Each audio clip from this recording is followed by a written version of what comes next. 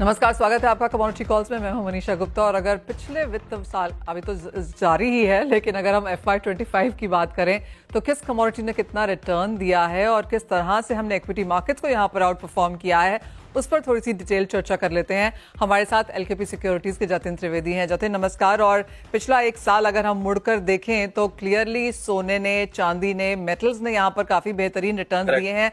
Of course कच्चा तेल in the negative रहा है पिछले 2 साल से लगातार, और इस साल की अगर कैलेंडर ईयर की बात की जाए तो पहला क्वार्टर यहाँ पर इन द नेगेटिव है। लेकिन सोने से शुरुआत करना चाहेंगे। अगर आपके पोर्टफोलियो में इस साल सोना नहीं था तो क्लियरली आप इन द नेगेटिव हैं। कैसे देखते हैं आप सोने को अब कमिंग फाइनेंशियल ईयर के लिए? मनीषा राइटली पॉइंटेड, क्योंकि पोर्टफोलियो के अंदर अगर ये बैलेंस करने के लिए अगर गोल्ड और सिल्वर जैसे एसेट्स अगर नहीं रखे थे, इनफैक्ट पिछले 2 साल में अच्छी खासी रिटर्न्स रही है। और इस साल तो फाइनेंशियल ईयर के हिसाब से देखने जाएंगे तो बहुत ज्यादा आउट परफॉर्मेंस रहा है गोल्ड का, क्योंकि इक्विटीज ने जो है वो अंडर परफॉर्मेंस किया, इसके लिए आउट परफॉर्मेंस बहुत ज्यादा है। सो कंपैरेटिवली अगर हम बात करें तो ये एक सेट ऑफ एग्जांपल्स है जहां पर बहुत ही ज्यादा जरूरी है कि ईटीएफ्स के माध्यम से या सोवरेन गोल्ड बॉन्ड, जिस तरह से भी आप उसके अंदर इन्वेस्टमेंट के लिए कंफर्टेबल है, उस तरह से इसके अंदर एक पोजीशन बना के रखना है। आई स्ट्रांगली बिलीव कि 15 to 20% आपका बैलेंस के हिसाब से गोल्ड के अंदर बहुत ज्यादा जरूरी है रखना। आगे चल के अभी भी अनसर्टेनिटीज जो है वो अभी बनी हुई हैं, तो इक्विटीज में आपका पैसा जो है वो कितने श्योरिटी से बनने वाला है या कितने परसेंटेज से बनने वाला है, इसकी अनसर्टेनिटी बनी रहेगी। और ट्रेड टैरिफ जो अभी भी एक रेसिप्रोकल टैरिफ जो है अभी 2 अप्रैल से लागू होने वाले हैं यूएस की तरफ से, तो आगे और भी कंट्रीज जो है वो किस तरह से उसका रिएक्शन देती हैं, तो ये जो है वो कहीं ना कहीं गोल्ड को और भी सपोर्टिव मेजर्स देते रहेंगे। अप्रैल मंथ के हिसाब से मैं देखूं तो थोड़ा सा यहाँ पर वॉलेटिलिटी और ज्यादा बढ़ जाएगी, क्योंकि ये जो टॉपिक्स है वो और हीटअप होने वाले हैं। सो पीक जो है वो गोल्ड का और चलते रहेगा। सो एडवाइजेबल यही है मनीषा की starting of your new financial year gold के अंदर एसेट जो है वो अपना अलोकेशन बनाकर रखें। जिन्होंने नहीं बनाया है या कम परसेंटेज से बनाया है, उन्हें ये स्ट्रॉन्ग एडवाइस रहेगा कि गोल्ड के अंदर अपना एसेट अलोकेशन बढ़ाएं। 20% तक एटलीस्ट उसके अंदर अलोकेशन रखें अपने पोर्टफोलियो के अंदर। जो ज्वेलरीज है उसको आप मत काउंट कीजिए, जो आपका पोर्टफोलियो है रिस्कियर एसेट्स का, उसके अंदर आपको ये पोर्टफोलियो में बना के रखना है। So I am still looking at this as an opportunity of buying. जहां पर भी थोड़ा सा डिप मिल जाए तो वहां पे अलोकेशन बढ़ानी है।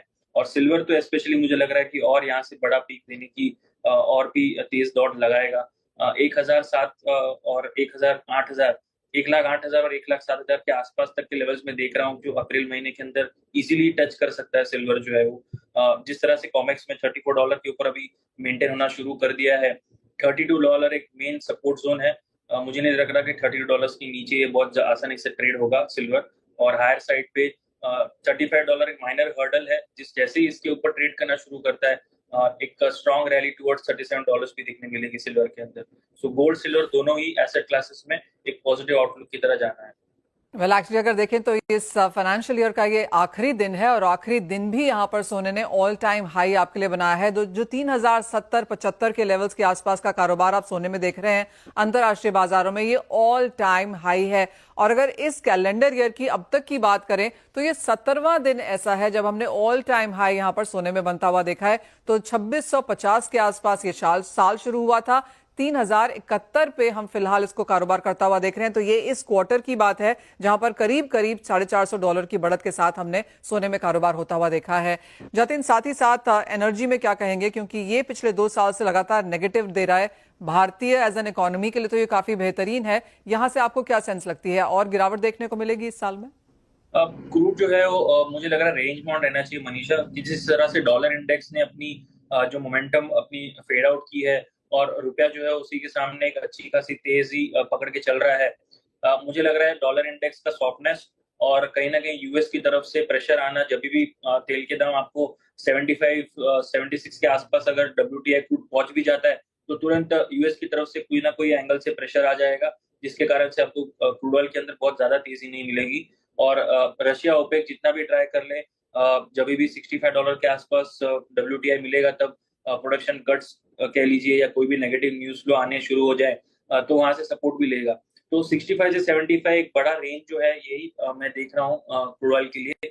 So going further into at least quarter और सो, सेकेंड क्वार्टर में जो रेंज बता के पकड़ के चल रहा हूँ, वो WTI में अराउंड अबाउट 67 68 67-66 एक मेजर सपोर्ट जोन रहेगा और 72-73 मेजर हर्डल रहेगा। सो इसी के हिसाब से ट्रेड पोजीशनिंग बनानी है अपने घरेलू बाजार में एमसीएक्स में, अगर कोई भी इसके अंदर एग्रेसिवली एनर्जी स्पैक में ट्रेड कर रहा है तो। एक क्विक वर्ड यहाँ पर कॉपर में कुछ मुनाफा वसूली की एक्सपेक्टेशन, जिस तरह का ये क्वार्टर रहा है अगले क्वार्टर के लिहाज से? या माइनर सॉफ्ट ट्रेंड रह सकता है टैरिफ्स के रेसिप्रोकल के कारण, बट ओवरऑल ट्रेंड जरूर एक स्ट्रॉन्ग पॉजिटिव ट्रेंड के साथ है चाइनीज इकोनॉमी के पीछे। लेकिन एक माइल्ड सॉफ्ट ट्रेंड चालू है अभी पिछले 2-4 दिनों से, एक ट्रेंड रिवर्सल कह लीजिए या प्रॉफिट बुकिंग चल रहा है थोड़ा सा। तो 880 से लेके 870 तक के लेवल्स आ सकते हैं नीचे में, बट बहुत ज्यादा उसके अंदर मुनाफा वसूली तो नहीं देख रहा हूं मैं। 870 से 880 एक मेजर सपोर्ट जोन है। जब तक 910 के नीचे ट्रेड कर रहा है तब तक कॉपर जो है थोड़ा सा नेगेटिव एस्पेक्ट के साथ में पकड़ के चल सकते हैं for the small correction towards 880 870 also. Fair point.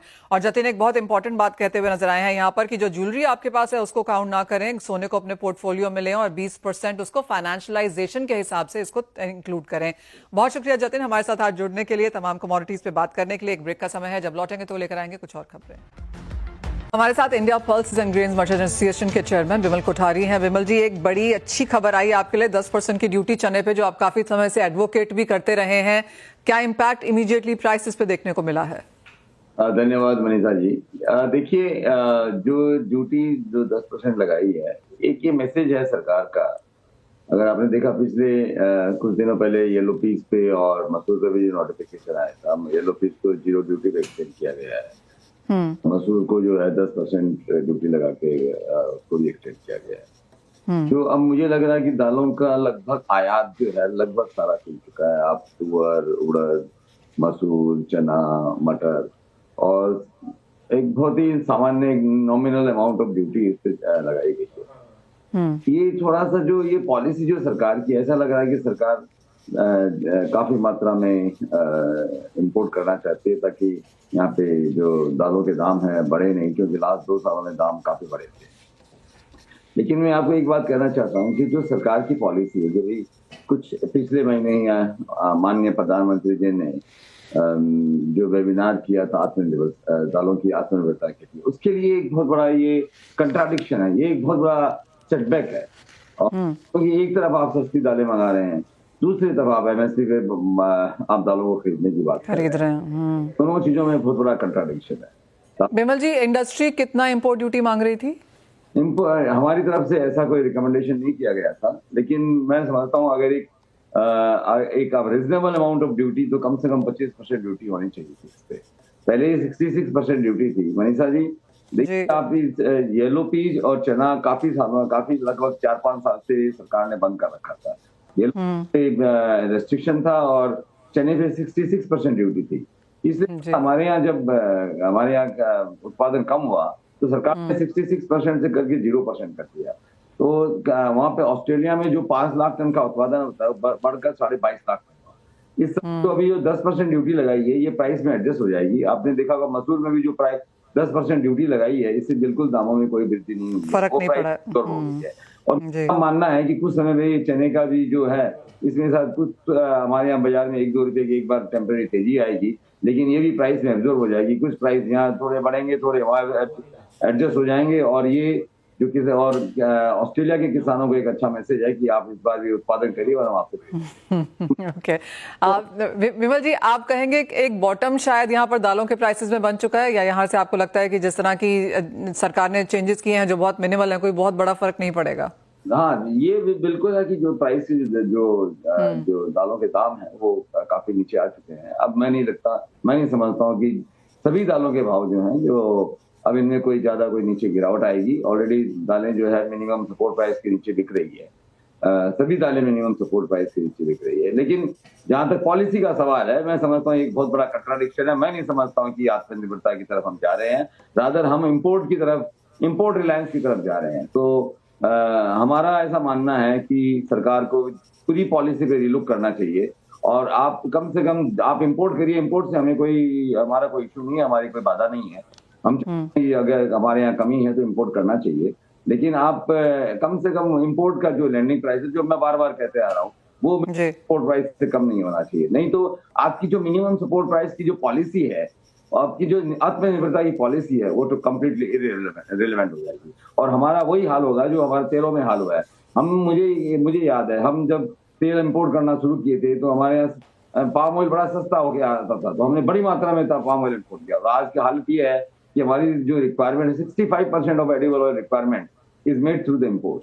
तो हम नहीं चाहते हैं कि हमारे दालों में वही हमारा हाल हो। तो मैं सरकार को आपके माध्यम से ये एक अनुरोध करूंगा, एक अपील करूंगा कि दालों की पॉलिसी पे रीलुक करे। सरकार के साथ हम मिलकर काम करना चाहते हैं। हम हमारी तरफ से जितना भी इनपुट होगा हम देंगे। आप एक ऐसी बैलेंस पॉलिसी बनाइए जिससे हमारे किसानों को भी लाभ मिले, हमारे ट्रेड को भी लाभ मिले, हमारे जितने स्टेक होल्डर्स है सबको लाभ मिले, और हमारा ओरिजिन्स के साथ में भी हमारा रिश्ता बना रहे। ये अभी जो आज पॉलिसी है ये सिर्फ हम इंपोर्ट निर्भरता की तरफ बढ़ते जा रहे हैं। नहीं, एब्सोल्युटली। और आपने यहाँ पर खाने के तेलों की बात की, हमारे साथ सोपा के एग्जीक्यूटिव डायरेक्टर डीएन पाठक भी हैं।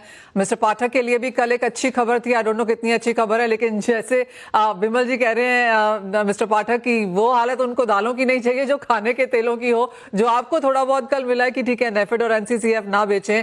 क्या आपके लिए वो पॉजिटिव है? क्योंकि मांग तो काफी हद तक रही है, सोयाबीन के प्राइसेस भी एमएसपी के नीचे हैं, इंपोर्ट बहुत ज्यादा है, मील का एक्सपोर्ट नहीं हो रहा, तो चिंताएं काफी हैं, लेकिन क्या ये एक चीज थोड़ा सपोर्ट करती है?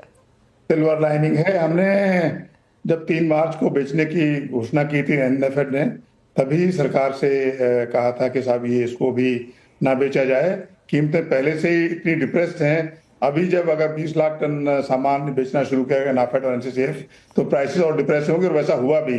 अभी सरकार से मीटिंग करके उनको समझा के काफी मशक्कत करने के बाद हम इसमें सफल हो पाए समझाने में कि अगर अभी सोयाबीन की बिकवाली जारी रहेगी तो जो आगे मस्टर्ड की फसल है जिसपे एमएसपी से नीचे कीमत है उस पर भी बुरा असर पड़ेगा, और सोयाबीन की सोइंग पे तो बहुत बुरा असर पड़ेगा ही पड़ेगा। तो क्योंकि तो सरकार ने ये बात समझी है और इस पर फैसला लिया है कि नहीं, अभी नाफेड को कहा गया है कि अब आप सोइंग हो जाए उसके बाद बेचिएगा। सरकार का शायद ऐसा भी सोचना है कि इससे कुछ प्राइसेस पे फर्क पड़ेगा सोयाबीन कीमतों पे।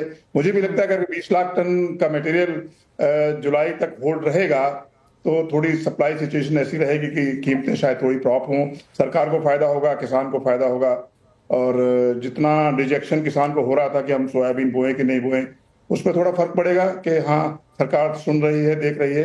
मजबूरियां हैं लेकिन फिर भी सरकार बिल्कुल ही चुप नहीं बैठी है, कुछ कर रही है। तो बड़ी अच्छी खबर है और हम बड़े खुश हैं कि ये बात सरकार ने हमारी प्रार्थना को माना है। मिस्टर पाठक, मेरा इंटरेस्ट ये जानने में है कि कितनी और कितनी बार इसके लिए मशक्कत करनी पड़ी? ये बड़ा मुश्किल सवाल है कि क्योंकि कुछ चीजें होती हैं जो एक तो कुछ चिट्ठी लिख के होती है जो कि पब्लिक डोमेन में होती है चीजें, कुछ चीजें समझानी पड़ती हैं इधर से उधर से, कहीं ना कहीं से बहुत सारी चीजें, क्योंकि सरकार तक बात पहुंचनी चाहिए। सरकार एक्शन लेती है, ऐसा नहीं कि सरकार जो है चुप बैठती है, लेकिन सही जगह पे सही बात अगर समझा सकें तो सरकार तुरंत फैसला लेती है। और जैसा मैंने कल होते हुए देखा कि सरकार ने फैसला लिया कि हाँ बात तो सही है, अगर मस्टर्ड की कीमतें भी डाउन हो गई, अभी 113-15 लाख टन की क्रॉप आ रही है, तो क्या होगा, किसानों पे क्या फर्क पड़ेगा? सोयाबीन पहले ही डाउन है। अच्छा, कुछ लोगों की सोच है जो कहते हैं कि सोयाबीन क्यों उगाने की जरूरत क्या है, ये इस पे रोक लगनी चाहिए। और कल जब हमने मीटिंग की थी सरकार से, तो हमने उनको बोला था कि साहब आप ये जो सोच है कि सोयाबीन में क्योंकि किसान को दाम नहीं मिले तो उगा क्या करेंगे, ये बड़ी भयावह, बड़ी खतरनाक सोच है। इससे काम नहीं चलेगा, क्योंकि सोयाबीन मील की डिमांड हिंदुस्तान में 80-90 लाख टन है, रहेगी। और अगर हम सोयाबीन नहीं उगाएंगे तो क्या ये भी इंपोर्ट करने लगेंगे? कैसे काम चलेगा? तो ये अच्छी बात है कि सरकार को समझ में आए। समझाने की जरूरत पड़ती है, बहुत मशक्कत की, लेकिन सफलता मिली, ये अच्छी बात, ये खुशी की बात है। राइट, तो मेरे दोनों ही गेस्ट का ये मानना है, चाहे दालों की बात हो या खाने के तेलों की बात, मशक्कत काफी हद तक करनी पड़ रही है टू एंश्योर कि जो भी पॉलिसीज बने एक तो कंसिस्टेंट बने, लॉन्ग टर्म बने, इंडस्ट्री के लिए, फार्मर्स के लिए, कंज्यूमर्स के लिए, सबको यहाँ पर ध्यान में रख के बनाई जाए। और जैसे कहा गया कि दोनों ही रिप्रेजेंटेटिव्स यहाँ पर कोशिश भी कर रहे हैं। कुछ अच्छी खबर जरूर आई है, लेकिन अभी भी a lot is asked for, काफी कुछ डिजायर्ड है, और आशा यही है कि हमारे रिप्रेजेंटेटिव्स यहाँ पर सरकार को और मशक्कत करके शायद समझा सकें। आप दोनों का बहुत बहुत शुक्रिया साथ जुड़ने के लिए और वो कल के नोटिफिकेशंस और खबरों पर रिएक्ट भी करने के लिए। वेल, इसी के साथ फिलहाल इस कार्यक्रम में भी इतना ही समय है। हम आपसे इजाजत चाहेंगे और ब्रेक के बाद बात करेंगे यहाँ पर इक्विटीज पर।